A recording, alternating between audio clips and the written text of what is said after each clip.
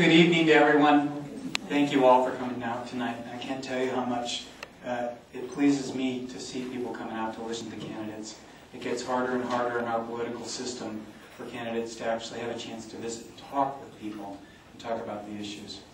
I'm here tonight with my wife Lois, and I just want to acknowledge her because she is a real important part of my life and an important part of my campaign. We have two sons, Reed and Zach, who are just starting out on their lives. Reed is just graduated from college, and Zach is a junior in college. I want to answer the question in part by telling you a story. In 1965, I was 9 years old and living in California, and my mother's father died. And my paternal grandparents decided that to give some space for my family and to sort of have an adventure with me, that they would bring me to South Dakota, where my grandfather had grown up. And so it was a great trip. It was my first big American road trip, and as my wife will tell you, I love road trips. And my grandfather would, when my grandmother drove, my grandfather would sit in the back seat, and he taught me how to play cribbage. And when we mastered that, then he began to teach me how to play bridge. And I'm a bridge addict to this day, although I can't find people to play with.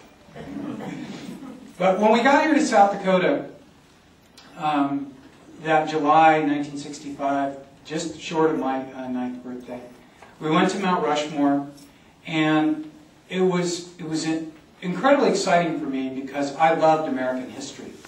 And whenever we got to go to the library in school, I got books on American history, and I read about, Kit Carson, and I read about Daniel Boone, and I read about, the Revolutionary War.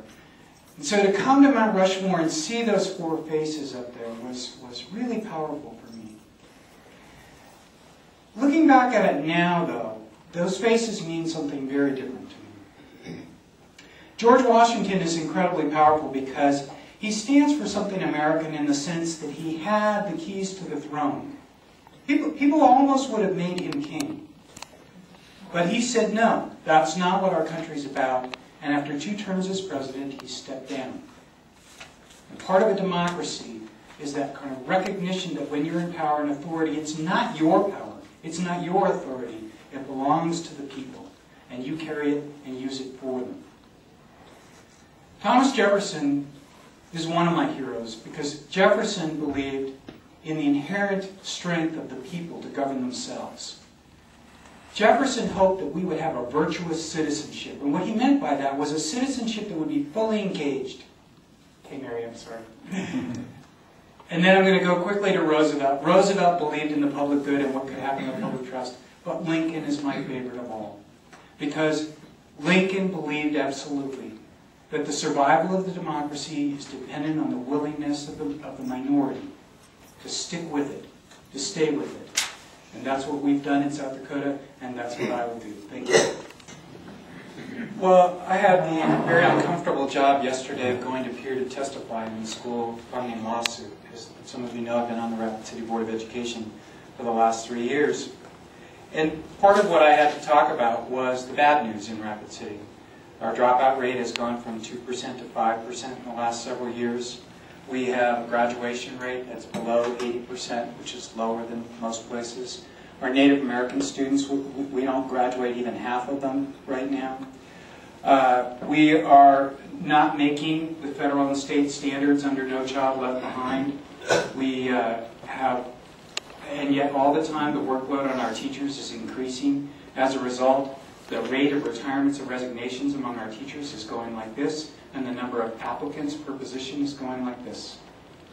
We are really facing a growing crisis here, but there are a lot of people who want to choose to ignore it.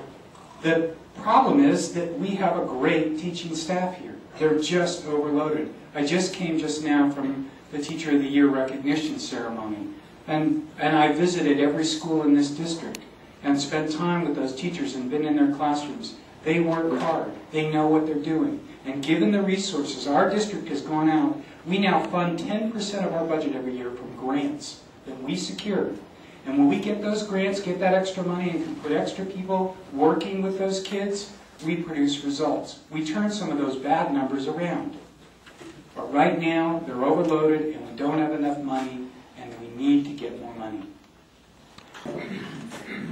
Some of you know that I make my living as a writer and as a historian, and companies all around the country hire me to write books about their history. And when Lois and I moved back to South Dakota in 1998, we did so because I had discovered that a lot of my work, people I was working for didn't care where I lived. They just hired me to do the work, and I could live wherever I wanted. And I chose to come and live in the Black Hills. We are at the beginning of a new period in history. More and more, the kinds of things that people produce when they go to their work are not tangible goods that you can put on a truck and ship out. They are bits of information, they are ideas, they are images, they are pieces of software, and they're packaged together, and instead of going out on a truck or on a train, now they go out over the internet. I'm writing a book right now about people who are making their living in South Dakota and North Dakota and this part of the country as remote workers.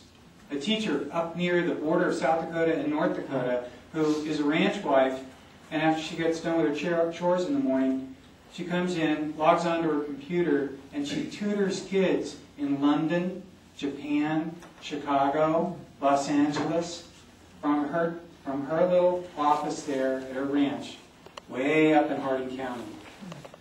We have to understand that in this era we have a great opportunity. For once, our isolation is not going to matter so much because the internet is conquering distance. Goods and services can go all the way around the world with practically a flick of a switch.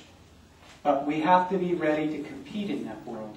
And that takes us back, again, to education, to investing in ourselves, to investing in our children, so that, as Stan said, when we want to compete in the world, we have the know-how and the brains to do it. Thank you. I guess, I would echo a lot of that. I think that we are desperately in need of tax reform. We are too dependent on property taxes for everything we do here in the state, and we need something that balances the whole system a little bit better so that we can lower the property taxes.